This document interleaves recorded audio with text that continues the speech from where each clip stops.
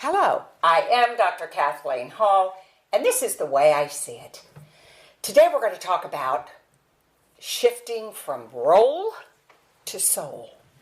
Shifting from your role to your soul. And what we're going to talk about is the inner work of aging. Because all of us are doing it with every breath we take, every blink of our eyes, every single thing that we do, we're aging. Thank God, because if you're not, you are muerte, you're dead, right? So we're going to talk about the inner working of aging, shifting from your role to your soul. And the reason I wanted to talk about this is because I was listening to a lecture from an aging expert. Her name is Dr. Connie Zweig, and it was so fascinating. She asks a simple question: what were some of your greatest obstacles as you age at this time in history? So what are some of your biggest obstacles? Whatever age you are right now, as you age. Is it expectations? Is it stories you've heard? Is it things you read on Instagram?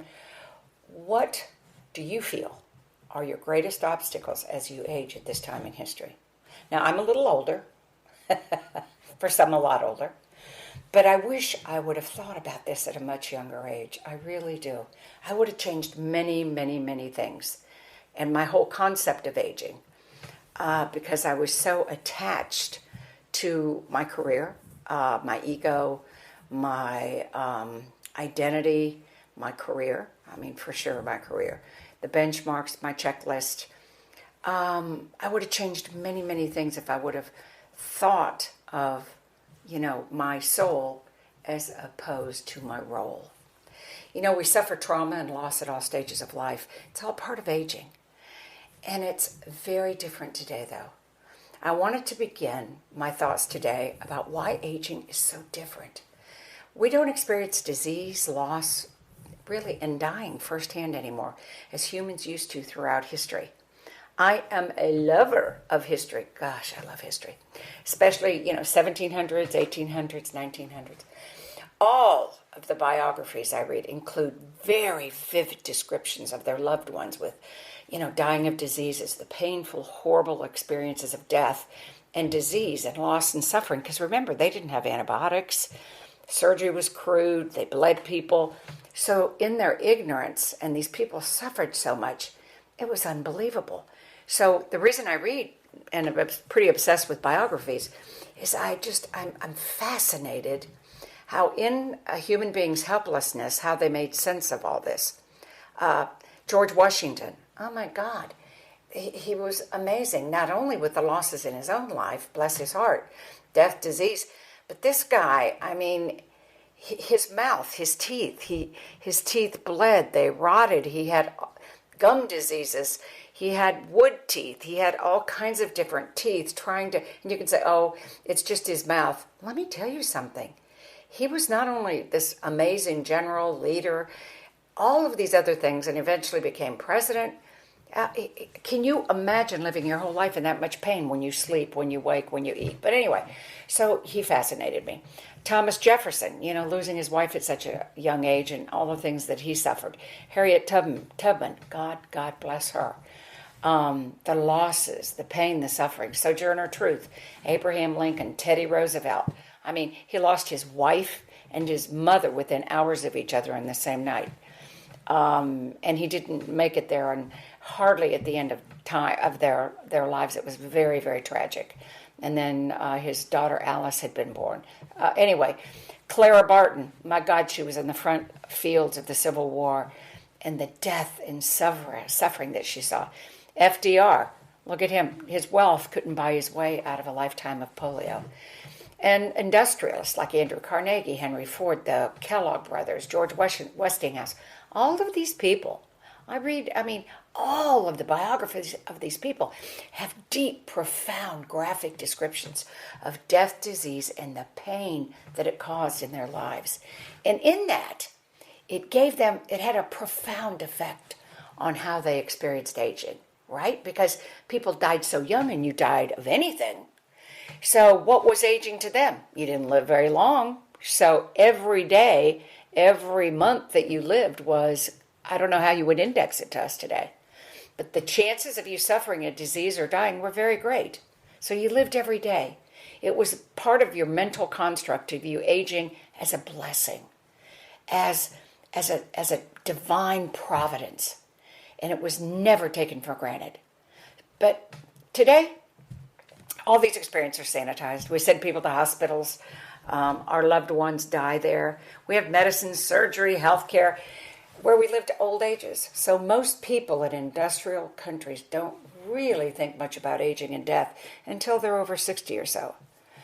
I worked in hospice for many years, and it transformed my life forever because I see that aging is not just when the people get 60, 70, older and die. Their attitude, their feeling about aging in themselves started when they were 15, 12, 20, when they had grandparents, when they had aunts, uncles, parents. So it starts, whatever age you are, it starts young. And there's very little literature on the shadow side of aging, which means the dark side. Our unconscious is what your shadow side is. The spiritual potential of aging and elderhood, getting older, non-denomination, spiritual, but it's not religious, okay? The spiritual potential of aging is amazing. This Dr. Zweig, who, again, I saw this course and listened to her lecture and bought her book, she got oriented to a new purpose as she found this chasm. She found that there's no guidance for this transition. So late life identity crisis, which is where a lot of people I know am now, but what about when you're 40, 50, 60, 70, those decade birthdays? Our roles fall away with each decade, right? So you're 30, you get your first job, you've done whatever, you may have been married once, been in and out of relationships, you know you're gay, you're straight, whatever you are, you know. That's 30. 40, you may have gotten divorced, you may have had a bout with cancer, you may have been hit by a car, you may have had the same job, many jobs. Do you see, each decade is this huge marker of losses, wins, and you're aging. Our roles are falling away. So as you age, I hope you realize your bio, okay, your resume, your bio is not your essential identity. This is not who you are. It's not who I am. I mean, I can't say this strong enough because someone like me at my stage of life right now, whether it was me writing all the books I wrote, goodness, I don't even want to talk about all the degrees I have, you know, my long marriage to my husband, where we've lived, what we've done, how we've done, that at this stage evaporates like the rain after a rainstorm and the sun comes out and it evaporates. It's really, really interesting. But it was so crucial. Oh my gosh. Between my 30 to 40, 40 to 50, are you kidding? And then 50 to 60 going, I'm going to hold on to this biography forever. I've worked for it. It's mine. It's my identity. But who are you really? Who am I really? We shift from role to soul. And many of you know who Ram Dass is. He was a great spiritual writer. And he said this, who am I? He said, that is the essential spiritual question for all of us. Who am I? We must shift our identity from doing, which is that role, to our being, which is our soul. From our achievements, my resume, my bio, to our essential spiritual nature. Wow, what a magical life I've had. You know, saving animals and people and starting foundations and the magical part of my spiritual life, meditation, years of teachers and gurus, unbelievable education, classes. For my achievements, I don't know. I had to have to get where I was, but it's interesting how your identity can shift. As you increase your spiritual practices, it's really important to continually open up as you age by increasing your spiritual practices. Because if you have them or not, you can either open up, which are the happiest people I've ever seen age at 30, 40, 50, 60, 70, 80, 90, 100. Or you can close down as you age. God knows those people I've known and do know. And the sad thing as opposed to the Japanese and the Chinese culture and many cultures, other than ours, and again, I happen to be American, there's a bias against aging, a really strong bias. We live in an ageist culture. We have no rite of passage. Really, we don't. We do when you're young. The 16th birthday, 21st birthday, in Latin it's quinceañera, things like that. But really, think about it. You go from 30 to 40, we have big parties or whatever, but there are no rites of passage.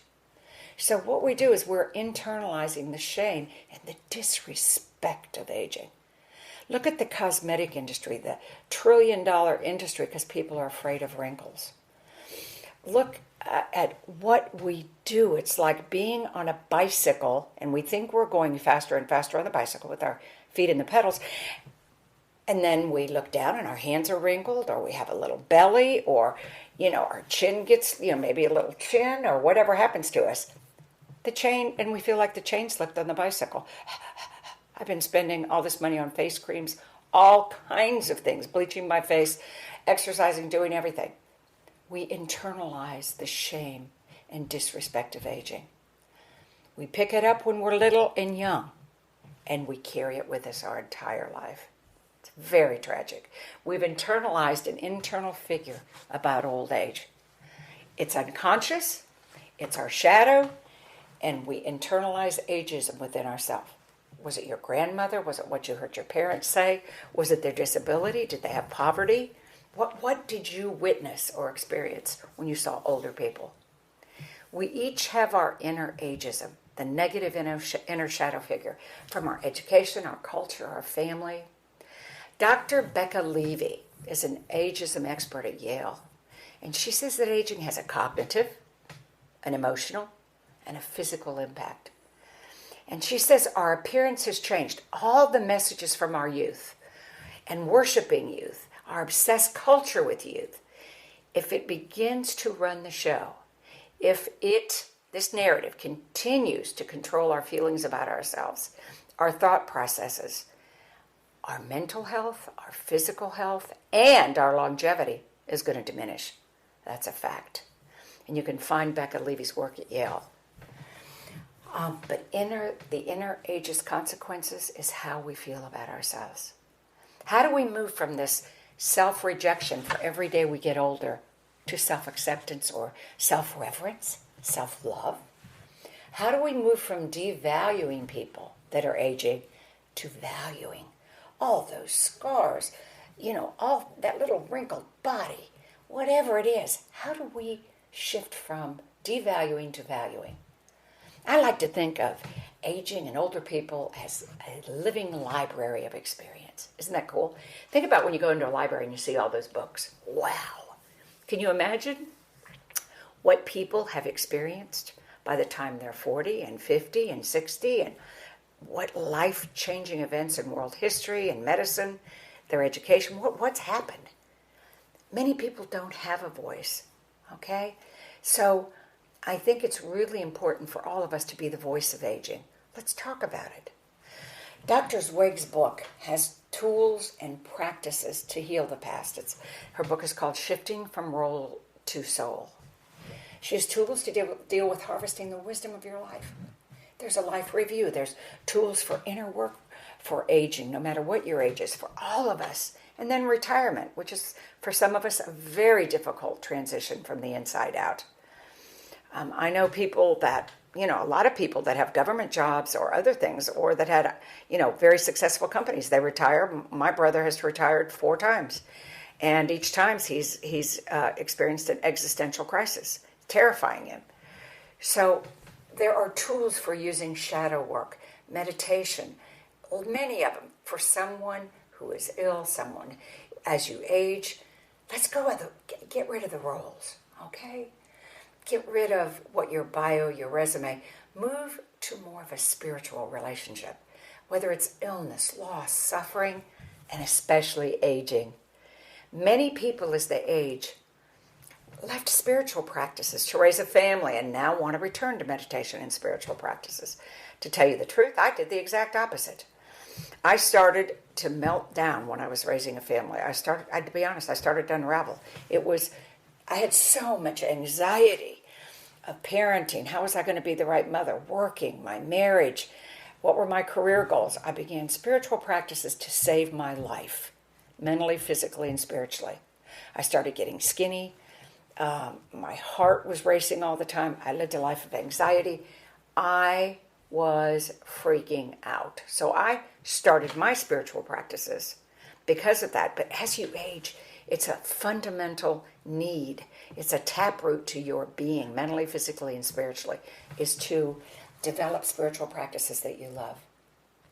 Dr. Jean Houston, who's a famous spiritual writer and sage, who I've had the privilege of studying with, says aging is a tipping point. It's an opportunity to drop all the old voices in your head. Okay? I don't care if you're 30, 40, 50, 60. Aging is an opportunity to drop all those old voices, whether it's mother, father, aunts, whether it's professors, teachers, a culture you lived in, a neighbor, a country you come from.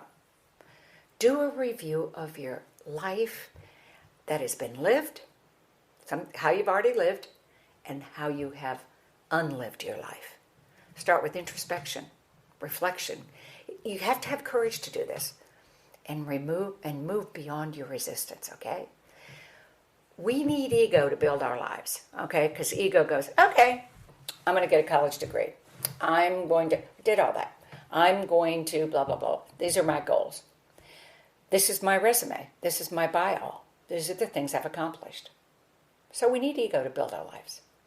But if the ego stays in charge, if the ego is the boss of our lives as we enter every one of these 30, 40, 50, 60 age groups, our ego of what we have done, our biography only, our resume, we miss out on connecting with the deeper part of ourself, the self that was created and born to find purpose and meaning. Identification of who we really are, our meaning and purpose, that's the goal of our life. It's what we were born for. Now's the time to slow down and reflect. And it's time to give something back, good things. This requires intention, and attention, which is awareness. We must create the time and space to do this because we live in a really busy world, in case you haven't looked around. If we are caught between the past, focusing on the past, and thinking about the future, we're not in the present moment. So many of us live in the past. I deal with my patients and clients all the time. Our worries, our fears, our triggers, our limits, all of these are seeds planted in our past that have grown awfully big over time. Okay? They're big and they're overshadowing the present moment, which will overshadow our future. Aging is about completing spiritual unfinished business, completing emotional unfinished business. You know, each of us have internalized concept of God, the spirit, the soul.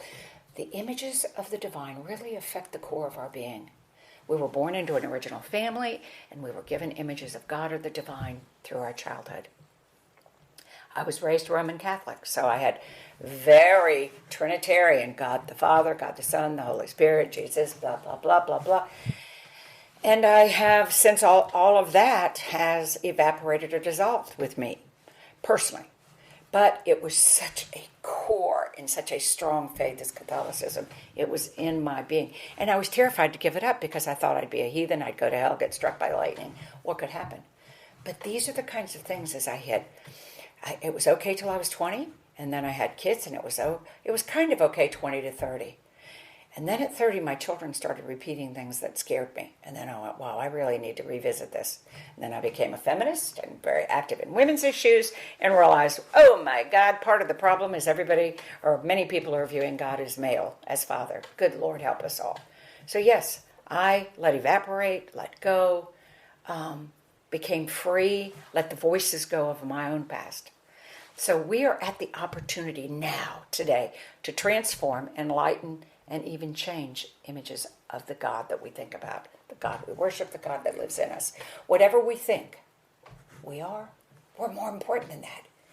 And each stage of your life has a purpose. So if you're not awake, you're going to miss the purpose of that decade of your life. The famous psychiatrist Carl Jung, who most of you know, talks about aging. Carl Jung said the afternoon of life has a different purpose and meaning than the morning of life.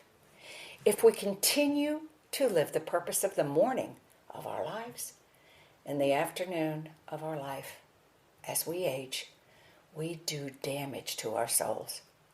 We do damage to the soul if you continue to live as if you're young, as if you're driven, as if you're hurried, distracted, as if you're pressured or stressed, or as if you did when you were young or in midlife. Because the time now is to slow down. Our bodies are slowing down. They give us the opportunity to build. I love this. They give us the opportunity to build a natural monastery and turn within. Wow. Isn't that a beautiful thought? We have the opportunity to build a natural monastery. Turning within, as you turn within yourself. Just absorb that thought for a moment. You are creating an internal monastery. So find the place that gives you refuge, peace, where you find guidance from within. Wake up to that voice. Do I need more or less time alone? Is it telling me to stop or to volunteer or to listen or be quiet or take up spiritual practices, to change jobs? Bring the internal guidance to your outside world. Aging brings deeper consciousness to the world. Whatever your divine messenger is calling you to do, slow down, listen, navigate your inner obstacles, and energy will be renewed. It takes lots of inner work. If it's your third act, don't stop living. It's a time to slow down, but not slow up. Did you hear this? Don't slow down, but don't slow up. People fear the world slowing. Why? That was one of the coolest things about the pandemic, is it really forced people into nature because they couldn't be with each other all the time and hovering. So, people got into nature, and guess what happened? The cadence, the rhythm of nature made us slow down. Boom, boom, boom, boom. Cool. Introverts will naturally want to go within and expand, but extroverts will naturally want to go out and serve and give their gifts, whether it's political, social spheres, religious, whatever they do. We can build a bridge between the inner world and the outer world. We need both. I personally believe decade birthdays are incredibly powerful and life-changing. They're like earthquakes or tsunamis, okay, in your life. Just as these natural disasters, earthquakes and tsunamis, stop us in our tracks, I believe decade birthdays should stop you in your tracks. 20, 30, 40, 50, 60, 70, 80, 90. So what I'd like you to do is start 6 months before your decade birthday. Okay, 6 months before. Put a timer in your calendar on your phone. 6 months before. Okay, and just start by knowing I'm going to examine my previous decade in my previous life, because I want to prepare for the next 10 years. I don't want to keep doing the same thing over and over again like Groundhog Day. So remember my ACE, A period C period E. Remember the acronym? Awareness, choice, and energy. A is awareness, okay? So maybe that 6 months before, put a plus and minus column. Plus is everything that brings you love and happiness and purpose and meaning, and you love the color blue, you love the sunrise, you don't like sunsets, whatever it is, plus, plus, plus. Then have a minus column on the right side. What gets you? Is it driving carpool? Is it driving into work every day? Is it you just can't live in the same place anymore? Make sure you review the people in your life, relationships, friends, okay? Your spouse, your partner. So on this plus and minus column, work. What brings you joy, happiness at work? What doesn't? Where's the minus? Money. How are you with money? How is it? How do you feel about money? Do you believe it's glorious and money is energy and it's prosperity, or do you fear money and feel like you can't hold on to it, or you're not supposed to have it? Places. Where do you live? Why do you live there? Okay. What do you? Next thing is, what do you own? Do you own a car? Do you not own a car? Do you own a house? You don't own a house. Do you have a dog? What? And again, plus minus column. Plus, I have a dog because she brings me joy every day of my life, and my kitty brings me joy. Minus. I own this big house, and I'm a slave to my house, so I've got to give. Plus and minus. What do you own? Are you happy? Are you living a life of meaning and purpose? Plus and minus, okay? Then the C part of that, ACE, AC, is choice. What can I change? Okay? What do I have to change? Remember, you have 6 months before your decade birthday. So what you do in that examination period, you go, okay. And then you get a red pen and you circle things that have to change. I've got to leave this marriage. I have to leave this job. This house is eating me up. I don't want to live here. It's a dangerous neighborhood. I need to move. Money. I have had a fearful relationship with money, and that's why I never have any. I need to take some classes. I need to take some classes in real estate, or I don't understand money. Whatever it is. I need to take a class in parenting, or my anger seems to be controlling my life. What is it? Make some choices. It has to be your choice. I have paid for too many people I've sent to rehab clinics, some of the nicest ones in the world, including Betty Ford Center. But I did it. I forced the change on them, and it never worked. So it's got to be your choice. Do you need help in some way? Do you need a counselor for your relationship challenges? Do you need a recruiter to talk about different kinds of jobs? Do I need to change my total career different? Money managers. Do I need to learn about my finances? All brokerage firms have classes you can take. You can take classes online. Do you need a realtor to discuss where you'd like to live, how you'd like to live? Classes about everything are available now. My God, there's so many online schools. The treasures of aging are incredible, but we may miss many or most of them without a map.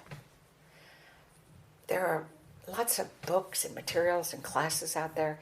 Connie Zweig's is just one of them. But please start today. This next breath you take, you're aging every moment. What a divine blessing that is, as opposed to some of my cancer patients that didn't make it past 3 years old. That didn't make it past 30. That didn't make it past 40. That lost children. So whatever your situation is, you're blessed. You're blessed right now. And your life is a journey.